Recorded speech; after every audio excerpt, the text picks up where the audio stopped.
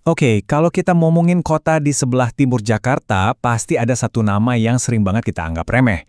Tapi, gimana kalau ternyata di balik semua citra modernnya itu, kota ini nyimpen jejak peradaban kuno Nusantara yang luar biasa? Yuk, kita bedah bareng-bareng kisah Bekasi, mulai dari nama kuno sebuah sungai, terus jadi pusat kerajaan, sampai sekarang gagah berdiri sebagai kota patriot. Coba deh, jujur. Kalau aku sebut kata Bekasi, apa sih yang langsung kepikiran di kepala kalian? Kemacetan? Panas? Kayaknya buat sebagian besar dari kita, jawabannya ya nggak jauh-jauh dari situ kan? Iya, kita tuh sering banget kejebak sama citranya sebagai kota penyangga Jakarta yang padat. Tapi tunggu dulu, pandangan itu tuh baru kulit luarnya aja. Di baliknya ada cerita yang jauh lebih dalam. Soalnya, cerita asli Bekasi itu ternyata jauh lebih epik dari yang kita bayangin. Kisahnya membawa kita mundur ribuan tahun, ke masa seorang raja yang agung dan sebuah sungai yang jadi sumber kehidupan. Siap buat perjalanan waktu ini? Oke, kita mulai. Perjalanan kita mulai dari bukti fisik paling awal. Sebuah nama yang terukir di atas batu yang jadi kunci buat ngebuka rahasia masa lalu Bekasi yang ternyata gemilang banget.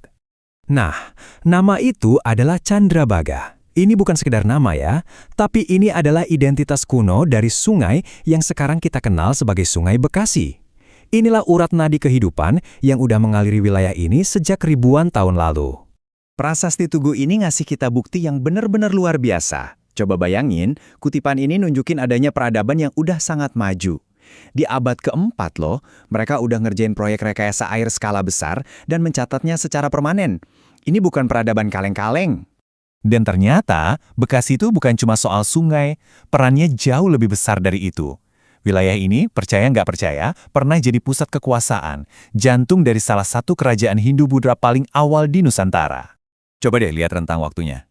Selama lebih dari 300 tahun, itu lama banget, wilayah yang kita kenal sebagai Bekasi ini adalah ibu kota kerajaan Tarumanegara, yang waktu itu namanya Jayagiri. Jadi bisa dibilang peradaban di Tatar Sundar itu ya berawal dari sini. Dan bahkan setelah masa Tarumanegara selesai, peran penting Bekasi itu nggak luntur. Lokasinya yang super strategis terus menjadikannya pusat pertanian dan jalur perdagangan yang vital yang hubungin daerah pedalaman sama pelabuhan. Oke, sekarang kita lompatin waktu ke era yang jauh berbeda, masa kolonial. Nah, disinilah babak baru Bekasi dimulai, di mana identitasnya sebagai kota pejuang ditempa dalam api penindasan dan perlawanan. Coba deh, bayangin situasinya. Di satu sisi, ada sistem tanah partikelir dan eksploitasi kejam oleh para tuan tanah. Tapi, semakin besar tekanan, semakin kuat juga perlawanan yang muncul.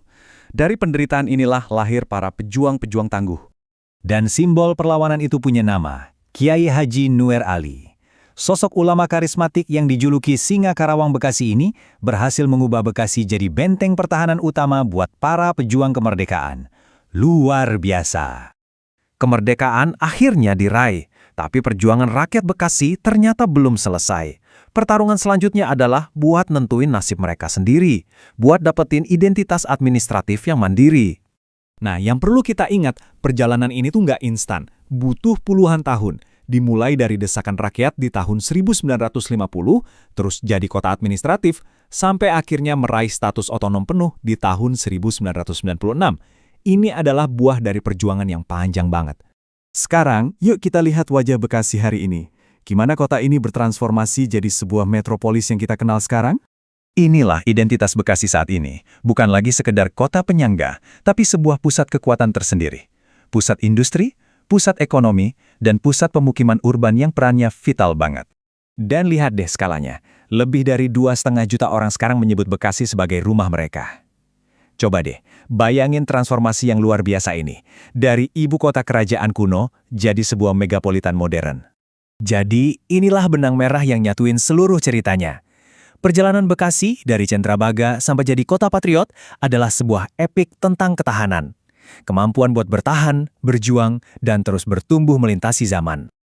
Perjalanan sejarahnya emang luar biasa, tapi ceritanya jelas belum selesai. Ini bikin kita jadi mikir ya, dengan segala dinamikanya sekarang, bakal kayak gimana ya babak selanjutnya dalam kisah kota patriot ini.